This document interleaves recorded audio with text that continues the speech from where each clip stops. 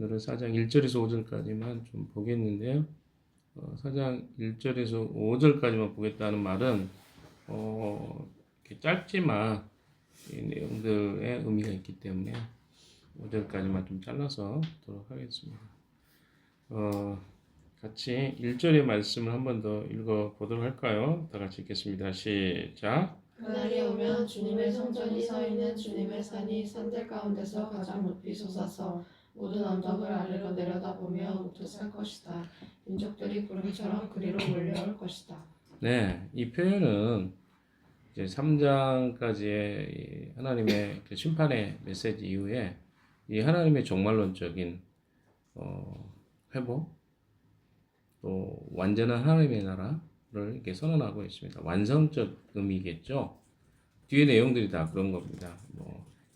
우리가 종말이라고 할 때 계속 이야기했던 게 종말의 시작이 예수 그리스도가 메시아로 이 땅에 오셔서 그 종말이 시작되었다.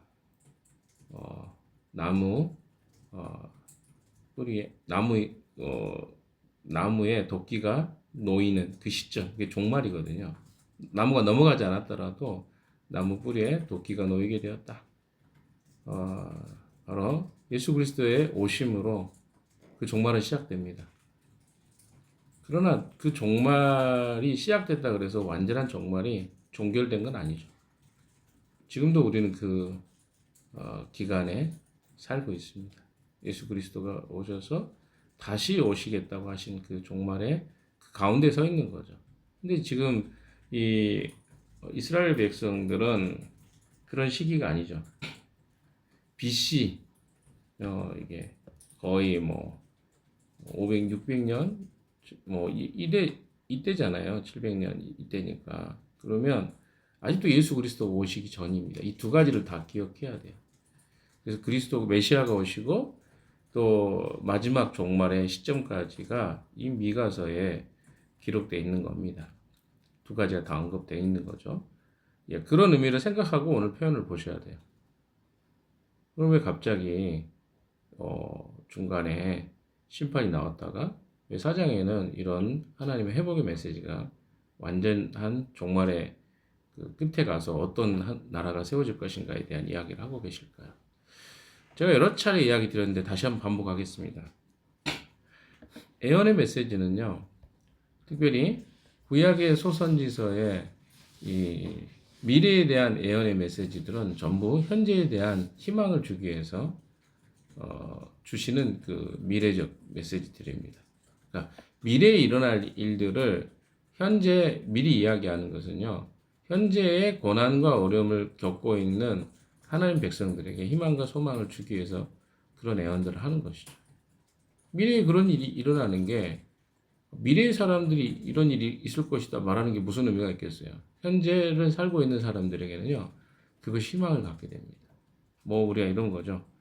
굉장히 힘든 상황에 행군을 하거나 아니면 등산을 하거나 그럴 때 다 왔다. 그 말이 뭡니까? 미래적 이야기죠. 그러나 뭘 가져다 줍니까? 우리에게? 현재적 삶에 희망을 주죠. 힘드는데 그게 다 조금 있으면 정상에 오른다는 그 말은요, 우리가 엄청난 힘을 주죠. 똑같아요. 그러니까 가까운 시기에 심판이 임할 것인데 그것이 이러이러한 이유로 심판이 임할 거야. 그리고 결론적으로는 이런 일들이 일어날 거야 라고 가르쳐 주는 것이죠. 미가서가 그런 메시지를 전달해 주고 있는 것입니다. 그렇게 여러분이 이해하시고 보시면 좋을 것 같아요. 그래서 마지막 그날이 오면, 최종적인 승리의 날이 오면 주님의 성전이 서 있는 주님의 산이 3절 마지막 절에는 뭐라고 되어 있어요? 바로 너희 때문에 시온이 밭갈듯 뒤엎어질 것이며 예루살렘이 폐허더미가 되고 성전이 서 있는 이 산은 수풀만이 무성한 언덕이 되고 말 것이다. 그렇게 했는데 바로 한 절 사이에 이 성전이, 주님의 성전이 서 있는 주님의 산이 산들 가운데서 가장 높이 솟아서, 그건 이제 뭐랄까요? 실제적으로 문자적 해석하면 안 돼요. 이거는 산이 높아질 것이다 그 말이 아닙니다. 그렇죠? 여러분 그 정도 해석을 할 수 있어야 돼요. 산이 높아진다는 말이 아니에요. 모든 언덕 아래로 내려다보면 우뚝 설 것이다. 민족들이 구름처럼 그리로 몰려올 것이다. 이렇게 표현하고 있습니다. 그 무슨 말입니까? 하나님의 발 아래 그 녹아지고 갈라지고 쏟아지는 일들이 있겠다. 뭐 1장 4절에 그런 이야기 있었죠. 그런 비슷한 의인화된 어떤 표현들입니다. 의인화라고 표현 그렇고요. 이 표현이 그런 조금의 과장법이기도 하죠. 그래서 그 과장법을 통해서 그날에 얼마나 많은 사람들이 이 주님의 성전이라고 말하는 주님 앞에라고 할 수 있겠죠. 우리는 주님의 성전이라는 표현을 장소적 의미에 예루살렘에 있는 성전이라고 이제 기본적으로 여기에는 컨셉을 그렇게 잡았지만 하지만 원래 개념은 뭡니까? 예수 그리스도의 몸이 성전이잖아요. 예수님 스스로도 그렇게 말씀하셨고 하나님 앞에 몰려오는 거죠. 수많은 민족과 사람들이 구름처럼 몰려올 것이다. 하나님께 회개하고 돌아올 것이다. 이 말을 하고 있는 거예요. 2절도 읽어봅시다. 같이 시작. 민족마다 오면서 이르기를 자 우리 모두 주님의 산으로 올라가자. 야곱의 하나님이 계신 성전으로 어서 올라가자. 주님께서 우리에게 주님의 길을 가르치실 것이니 주님께서 가르치시는 길을 따르자 할 것이다. 율법이 시온에서 나오며 주님의 말씀이 예루살렘에서 나옵니다.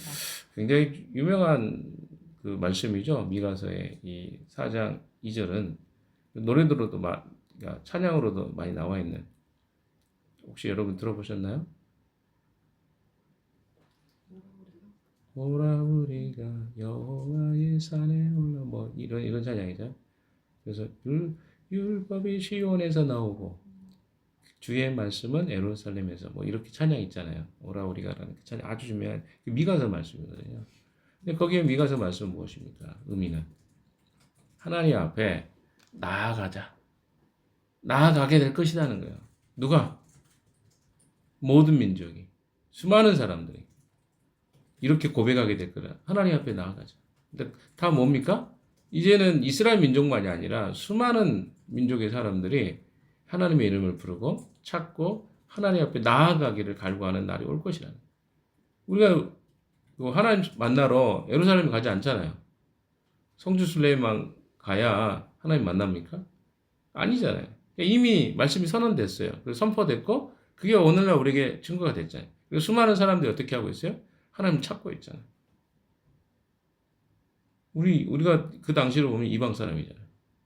근데 우리가 어때요? 하나님을 찾고 부르고 있잖아요. 수많은 사람들. 약속이 이루어진 것이기도 하죠. 그러나 이건 종국적으로 마지막 날 종말의 때를 생각해 보면 더 엄청난 일이죠. 뒤에 계속 갈수록 그런 이야기들이 나옵니다. 3절도 봅시다. 시작. 주님께서 민족들 사이에 분쟁을 판결하시고 원근 각지에 있는 해결하실 것이니 나라마다 칼을 쳐서 보습을 만들고 창을 쳐서 낫을 만들 것이며 나라와 나라가 칼을 들고 서로를 치지 않을 것이며 다시는 군사훈련도 하지. 자, 이거는 뭡니까? 아직 이루어지지 않은 일들이죠. 지금은 요즘에 얼마나 군비전쟁이 가속화됐습니까?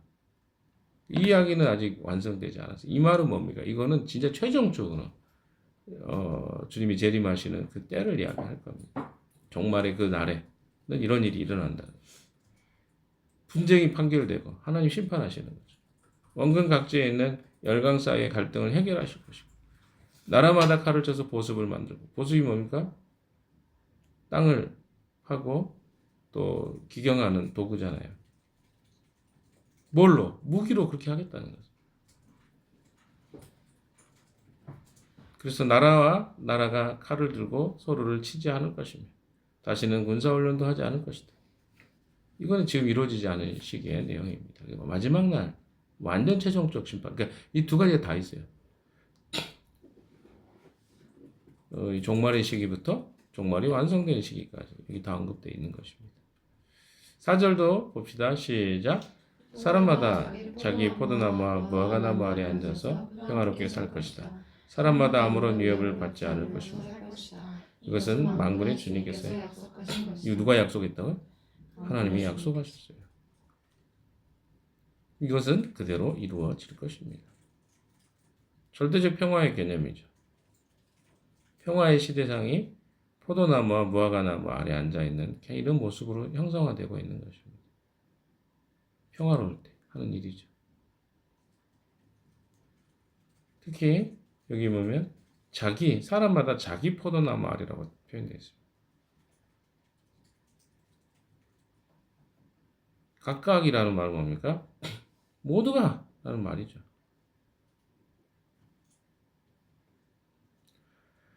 구약에서 이스라엘에게 허락된 평화의 상징으로 아까 이야기했던 포도나무나 무화과나무 아래 앉아서 여유를 가질 때 그들이 했던 행동들이거든요. 그런 시기가 된다는 거죠. 그럼 반대로 심판의 맥락에서는 이 두 나무의 파괴가 언급되기도 합니다. 요엘서나 이런 나무들이 파괴되고. 근데 지금 뭡니까? 완전한 회복이 이루어진 날이 올 것이다. 이렇게 이야기하고 있습니다.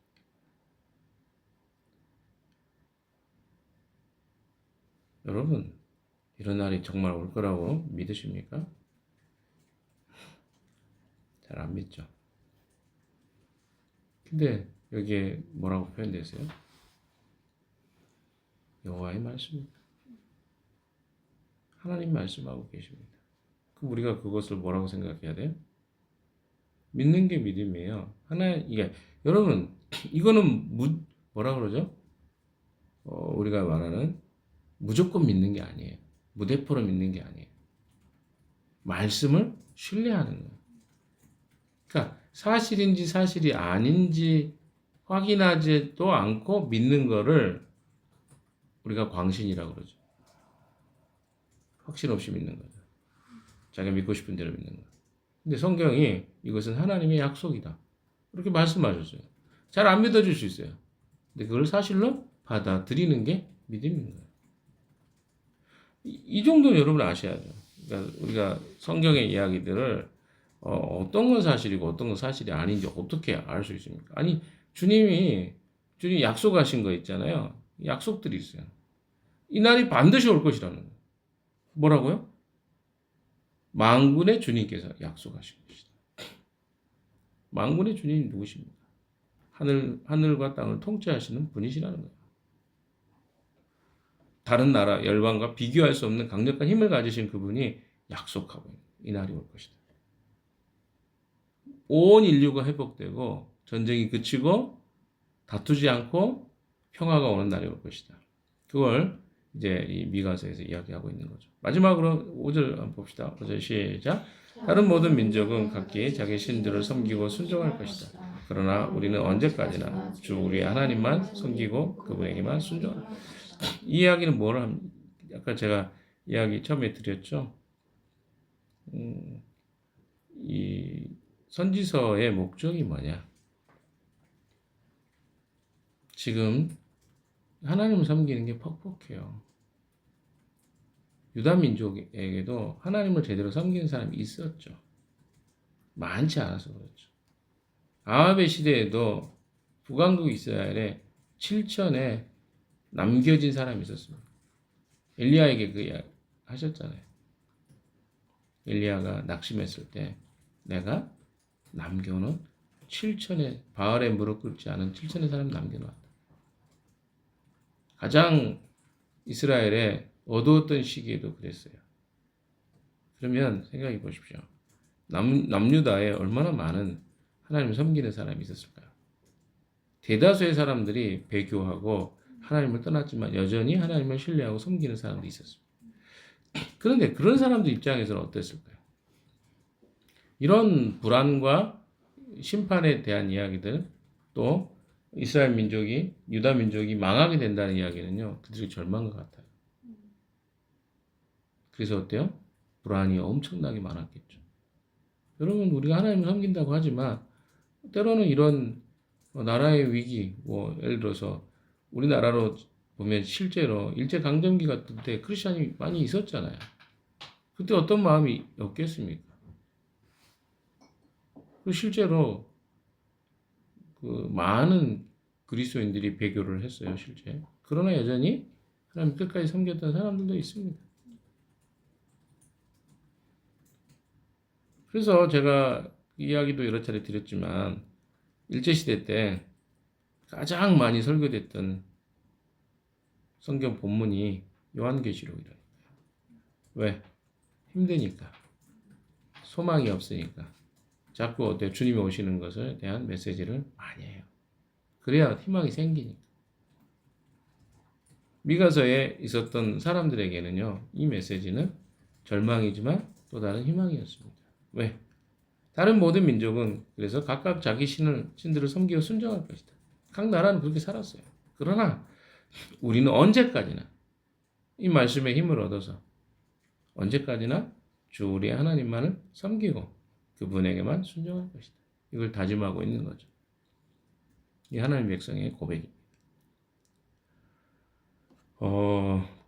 그날이 올 거예요. 4장 2절에서 말하고 있는 것처럼 주님께서 가르치는 길을 따르자. 주님의 율법을 배우고 싶고 주님의 말씀이 성전에서 하나님의 입으로부터 나오니까 그걸 듣고자 해서 하나님 앞에 나아가는 날이 올 것입니다. 그러나 아직 그들에게는 넘어야 될 고난이 있었습니다. 심판의 고난이죠. 유다 민족이 멸망하는 날이 올 것이라고 예언했기 때문에 그 날을 지나가야 했어요. 그럼 그들이 이겨야 될 건 무엇입니까? 그 과정들을 다 고스란히 거쳐가야 됐단 말이에요. 그래서 미가서의 이 예언은 필요했습니다. 하나님이 최후의 심판에 우리 민족을 회복시킬 뿐만 아니라 열방의 사람들을 회복시켜 주실 것이다. 궁극적으로는 그런 날이 반드시 올 것이다. 왜? 하나님이 약속하고 있기 때문에. 사랑하는 여러분, 우리에게도 이 메시지는요, 희망을 주는 메시지입니다. BC 700년경이니까 지금으로부터 약 2700년 전에 기록되었던 이 미가서의 메시지도 그 시대에 살았던 사람들에게 희망이 되었는데 종말을 향해 가고 있는 우리에게는 어떤 메시지가 다가올까요? 이 시대의 사람들은 전부 자기 신을 섬기고 있습니다. 쾌락과 즐거움, 자기 우상이 다 있어요. 자기가 좋아하는 것에. 그러나 우리는 하나님 한 분을 섬기는 것, 끝까지 포기하지 않고 주님을 따르겠다는 고백. 이 시대에 살아간다는 건 어렵습니다. 왜? 이 시대는 주일 메시지들이 이야기지만 자기 자신을 위해서 살아라. 이렇게 하면 즐거울 것이다. 이것이 너의 기쁨이다. 이렇게 이야기하는데 우리는 하나님 한 분이 나의 기쁨입니다. 라고 고백하는데 그게 어떻게 쉽겠습니까? 눈에 보여지는 것들은 그 즐거움들이 눈에 보여지는데 그러나 미가서의 이 메시지는 이제 얼마 안 남지 않았다. 주님 오시는 날이. 그날이 언제 올지 모르겠지만 우리는 그날을 소망하면서 우리는 이 땅을 살아간다. 이런 메시지 우리에게 주고 있다고 생각합니다. 오늘은 좀 메시지를 빨리 마치겠습니다. 힘든 일입니다. 이 땅에서 하나님 백성으로 살아간다는 거. 그러나 꼭 힘들기만 한 건 아닙니다. 왜냐하면 우리가 서로 보호하고 서로를 의존하고 살아가면요. 그게 그렇게 힘들지만 않아요. 혼자 살 때 힘든 거죠. 혼자 살면 다 넘어졌을 거예요. 그러나 우리가 함께 공동체로 또 이런 것들 이겨나가고 있는 그런 힘을 주셨기 때문에 오늘도 우리가 함께 힘내서 주님이 오시는 그날을 생각하면서 청지기의 삶을 오늘도 살아가는 하루 되시기를 주님의 이름으로 축원합니다. 기도하겠습니다.